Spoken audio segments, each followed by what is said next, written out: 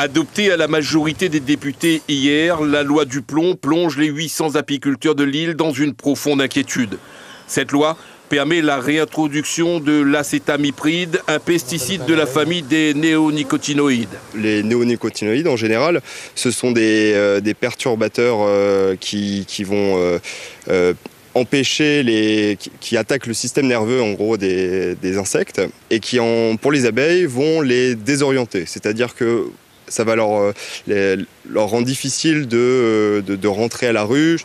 Utilisés par les betteraviers, ces pesticides ne sont pas présents à La Réunion, mais leur retour sur le marché français pourrait inciter certains agriculteurs à s'en procurer afin d'améliorer le rendement de leur culture. L'être humain, quand il n'y arrive pas à ses fins, il va trouver un autre plan B pour que justement il puisse rentrer d'autres produits.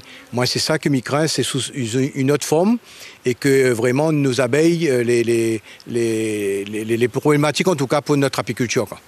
Les apiculteurs comptent sur la vigilance des pouvoirs publics pour empêcher toute introduction de produits tueurs d'abeilles à La Réunion.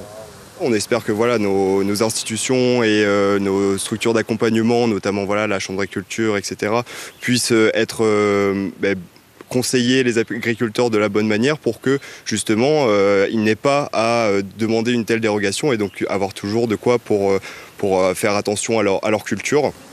La Réunion consomme chaque année 700 tonnes de miel. La moitié est produite localement. L'introduction de nicotinoïdes sur le territoire serait un nouveau mauvais coup porté à une filière qui se relève à peine de la crise du varroa.